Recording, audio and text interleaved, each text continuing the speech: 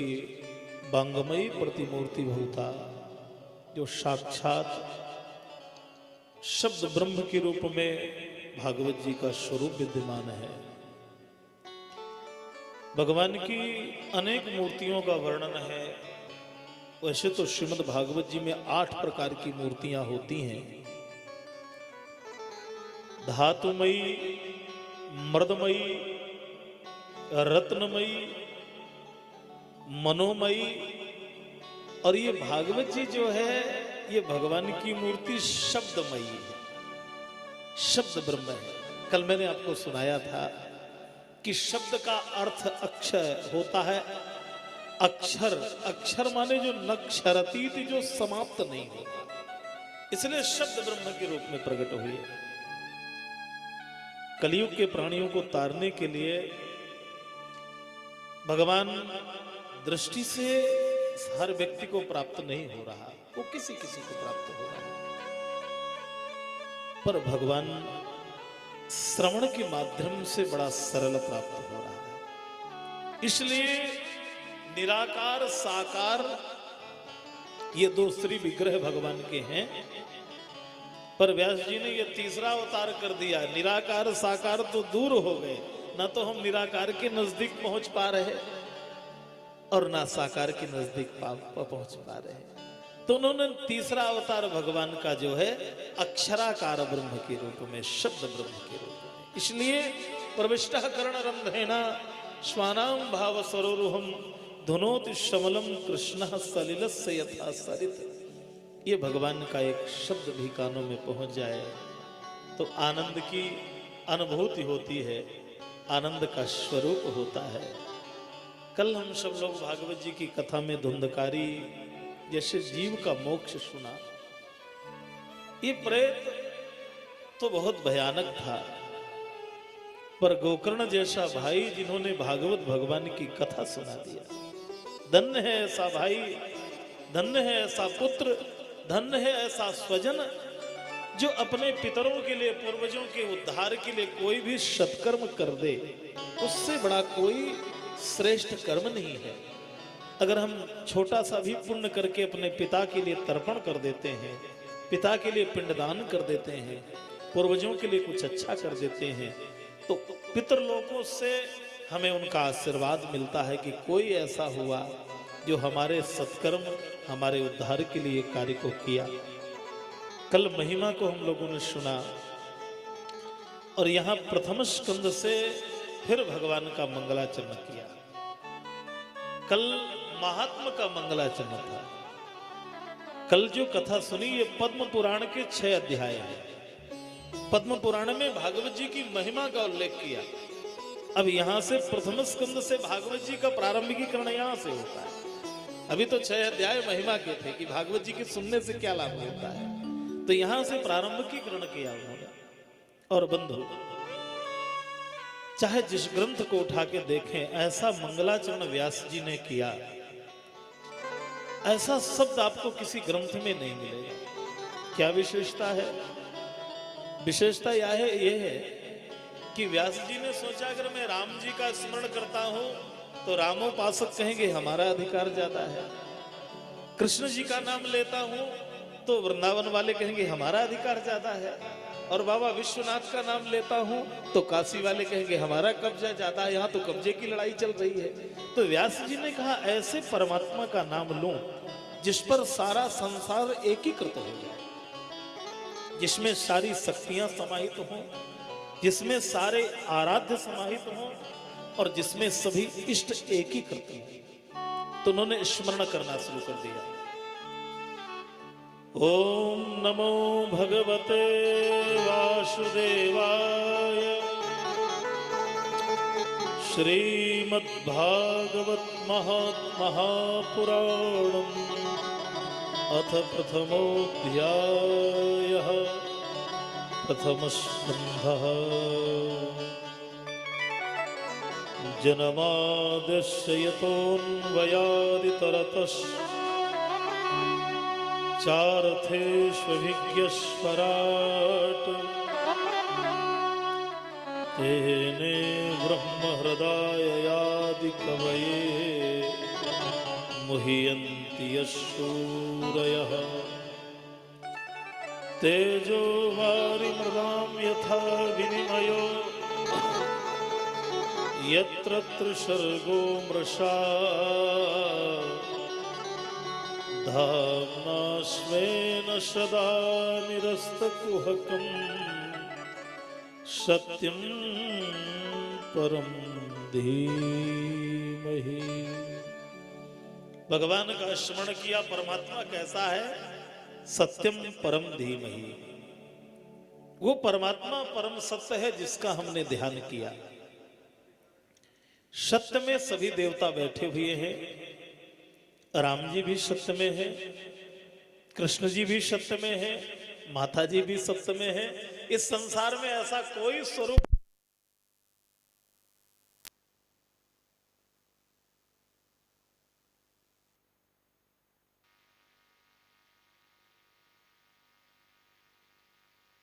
श्री राम जय राम जय जय राम, श्री राम जय राम जय राम, सीताराम जय सीताराम, सीताराम जय सीताराम, राजा राम जय राजा राम, राजा राम जय राजा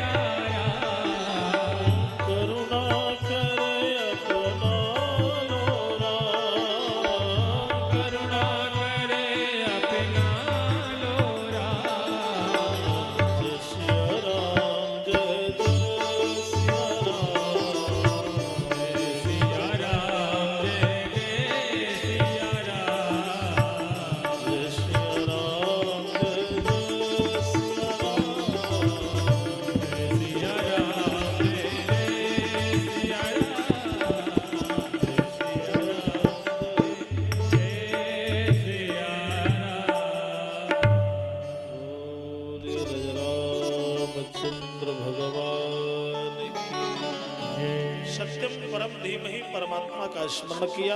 वो सत्य कैसे हैं? अस विश्वस्य यतः जन्मादिर्भवति। इस परमात्मा से जन्म, पालन और संहार होता है। वो परमात्मा कैसा है? जो स्वयं में प्रकाशमान है। इसको किसी लाइट की जरूरत नहीं है।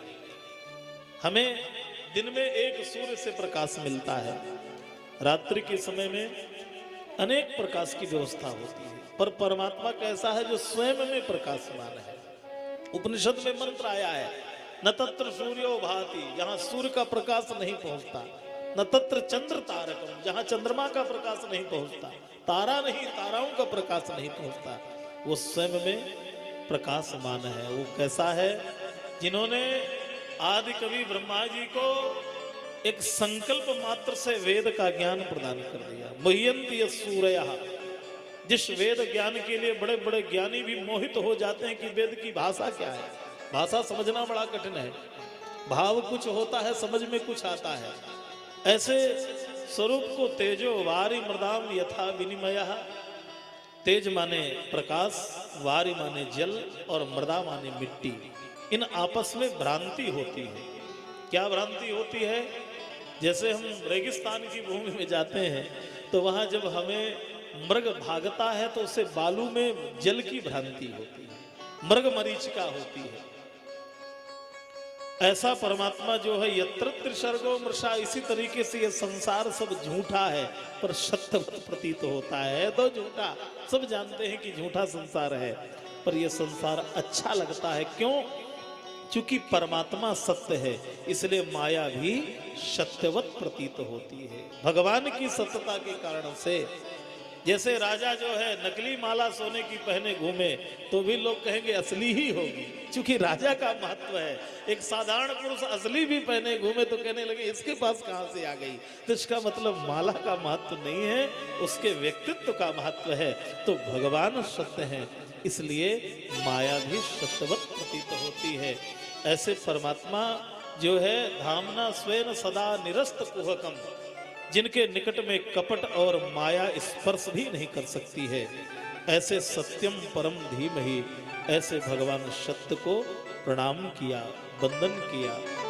द्वितीय श्लोक में भगवान जी के स्वरूप का वर्णन किया। ये कैसा धर्म है? बोले निर्मत्सराणाम सताम, भागवत जी का धर्म वो है जिनके शरीर से मात्सर्य चला गया है।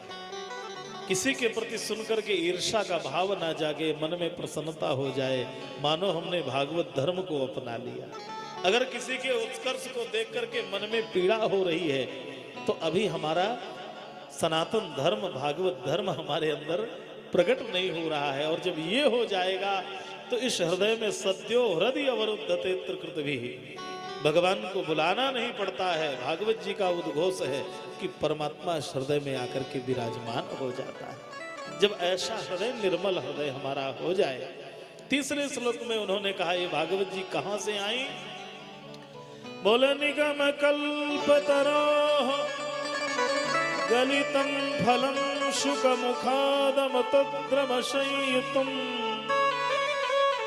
पिबत भागवतं रसमालयं मुहुरहो रसिका भुवि भावुका। ये वेद रूपी वृक्ष से पका हुआ फल ही श्रीमद् भागवत है। कैसे प्रकट हुए? निगम कल्पतरो, निगम माने वेद।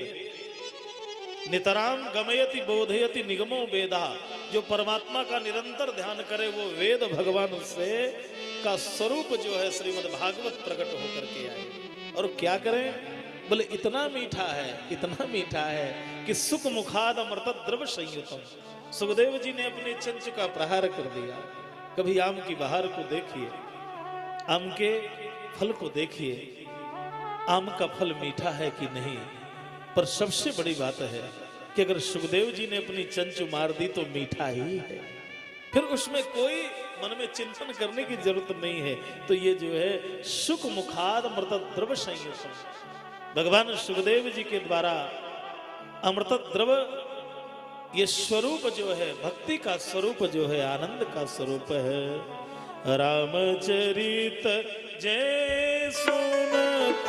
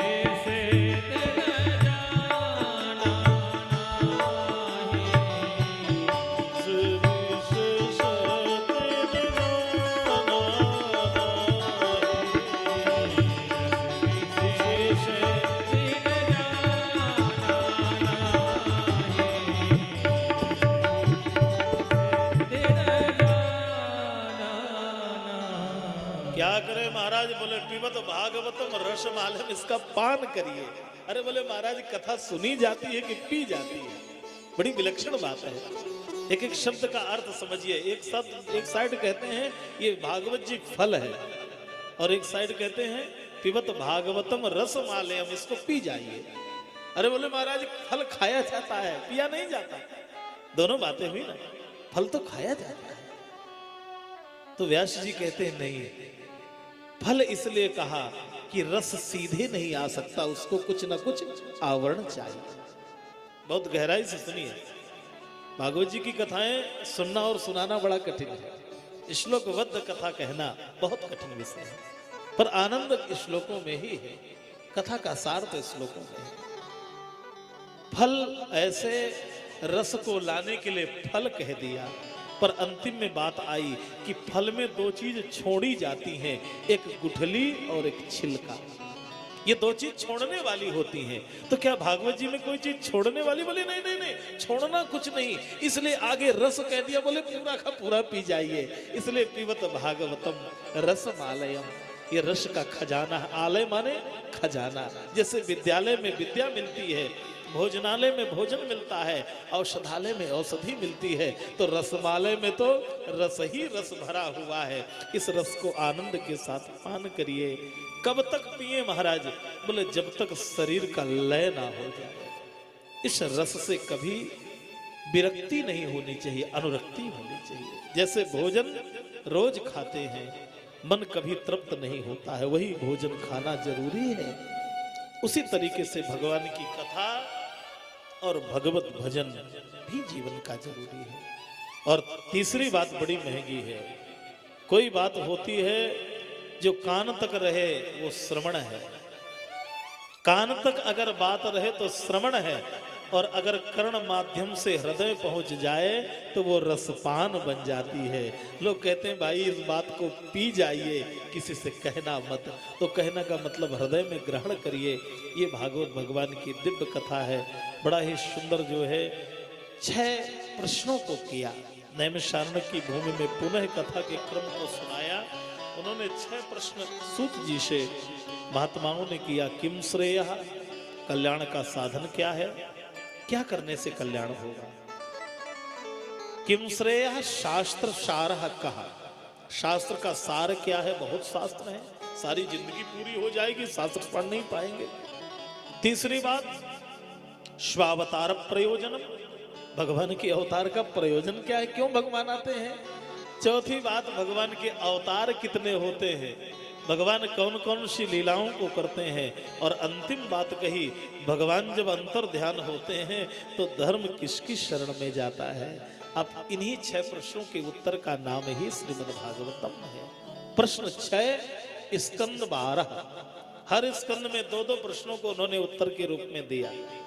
जब प्रश्न अच्छा होता है, श्रोता सुनने वाला अच्छा हो जाए, तो वक्ता का आनंद और भी बढ़ जाता है। उन्होंने अपने गुरुदेव भगवान सुखदेव जी का स्मरण किया, और स्मरण करने के उपरांत अवतारों के क्रम का स्मरण कराया। भगवान के अनंत अवतार होते हैं, पर उनमें से प्रमुख रूप से 24 अवतार भगवान के हैं। भगवान के प्रमुख अवतार कितने हैं? 24। कितने हो चुके? 23। केवल एक अवतार शेष है, जिनका नाम कल्कि है। संभलक ग्राम मुख्यस्य, कलयुग के अंत में 4th चरण में संभल नाम के ग्राम में विष्णु शर्मा नाम के विप्र के यहाँ भगवान का कल्कि अवतार हो। सबसे पहले भगवान ने सनत सनंदन सनातन सनत कुमार के रूप में प्रादुर्भूत हुए। द्वितीय अवतार भगवान का सूकर भगवान के रूप में हुआ। तृतीय अवतार यज्ञेश सुंदर नर और नारायण जी के रूप में हुआ। देवर्षि नारद जी के रूप में हुआ। नर नारायण जी के रूप में हुआ। भगवान कपिल देव जी के रूप में हुआ। इस तरीके से कुछ अंशा अवतार, कुछ कला अवतार, कुछ 2 पूर्णावतार। वैसे तो अवतार सभी पूर्ण होते हैं, पर श्री रामा अवतार और श्री कृष्ण अवतार ये पूर्णावतार माने जाते हैं, जो कि मनुष्य के जीवन से, उनकी लीलाओं से ये जीव ज्यादा अपने संबंध को जागृत करता है। ये ते चांस कला पुंसः कृष्णस्तु भगवान स्वयं, ये दोनों पूर्ण अवतार हैं। पूर्णावतार के रूप में प्रकट हुए। द्वापर के अंत में भगवान व्यास जी प्रकट होते हैं। द्वापरे समन प्राप्ते तृतीय युग पर्यये जातः पराशरादि योगी वासव्या कलया हरे। द्वापर के अंत में भगवान व्यास जी प्रकट हुए। व्यास जी ने देखा संसार के प्राणियों के कल्याण के लिए क्या करना चाहिए, तो लेखन करना शुरू कर दिया। उन्होंने लेखनी संभाली और लिखना शुरू कर दिया। एक वेद के 4 वेद कर दिए। इतना बड़ा वेद कौन पढ़ेगा। स्मृतियों की रचना कर दी। वेदों से पुराणों का सृजन करना शुरू कर दिया। महाभारत जैसे ग्रंथ को व्यास जी ने रचा। लेखक गणेश जी है, बोलने वाले व्यास जी है। बात समझौता हुआ, गणेश जी से कहने लगे आप मेरे ग्रंथ को लिखिए, मैं बोलता चला जाऊंगा, श्लोकों को आप लिखते चले जाइए। गणेश जी ने कहा तो ठीक है, पर एक महंगी बात है कि मेरी लेखनी बंद नहीं होनी चाहिए। अगर मेरी लेखनी बंद हो गई तो मैं लिखूंगा नहीं। अच्छा तो ठीक है, तो बोले जो समझ करके आप लिखिए, मेरे श्लोकों को थोड़ा ध्यान करिए। तो ठीक है, व्यास जी ने श्लोक बोलना शुरू किया, तभी आधा श्लोक बोल पाए थे और आधा श्लोक गणेश जी ने अपनी तरफ से बना के लिख दिया। अब व्यास जी घबराए कि अगर इस तरीके से क्रम चलेगा तो ये तो समस्या खड़ी हो जाएगी, क्या करना चाहिए। तो उन्होंने कूट श्लोक बोलना शुरू कर दिया, उलझा दिया गणेश जी। ऐसे श्लोक सुनाना शुरू किया कि समझ में ना आए। एक श्लोक बोला, युधिष्ठिरस्य या कन्या नकुलेन विवाहितः पूजिता सहदेवेन सा कन्या वरदास्तु में। बड़ा मार्मिक श्लोक है महाभारत का। इस अर्थ हुआ, युधिष्ठिर की कन्या हुई और नकुल के साथ ब्याह हो गया और सहदेव ने उसकी पूजा कर दी। अब गणेश जी चक्कर खा गए कि भाई की कन्या को भाई ने कैसे ब्याह लिया भाई, ऐसा। और व्यास जी कभी गलत बोल नहीं सकते। अब मन में चिंतन में अब लेखनी रुक गई और ध्यान में मग्न हो गए। व्यास जी कभी अशुद्ध नहीं बोल सकते हैं और ऐसा हो नहीं सकता है। मन में चिंतन करते करते और जब तक वो चिंतन में लगे रहे तो व्यास जी ने हजारों श्लोकों का निर्माण कर डाला। अब उलझते उलझते ध्यान आया, संस्कृत में एक शब्द के अनेक अर्थ होते हैं।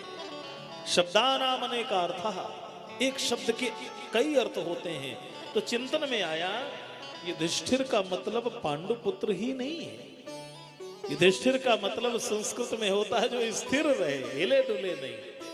युधिष्ठिर का मतलब स्थिर रहे, जो अपने में स्थिर रहे युधिष्ठिर।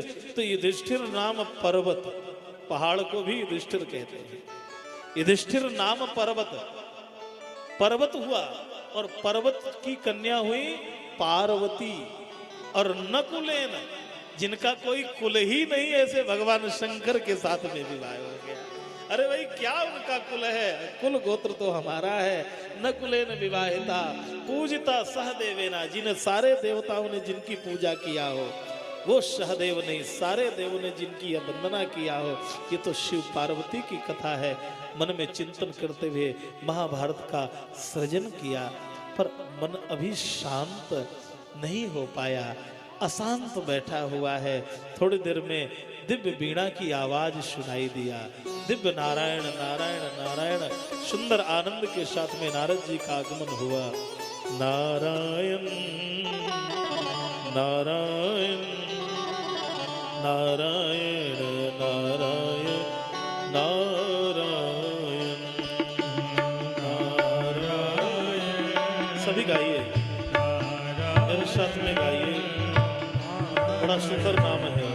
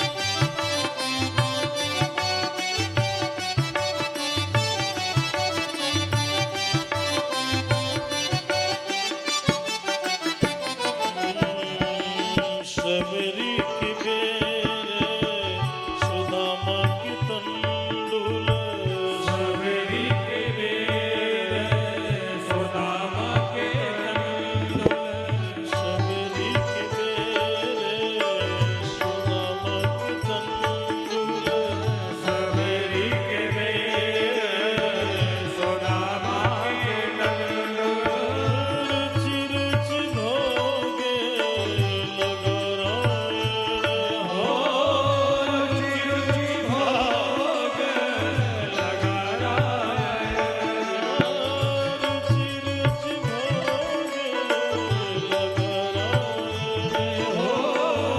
रुचि रुचि भोग लगा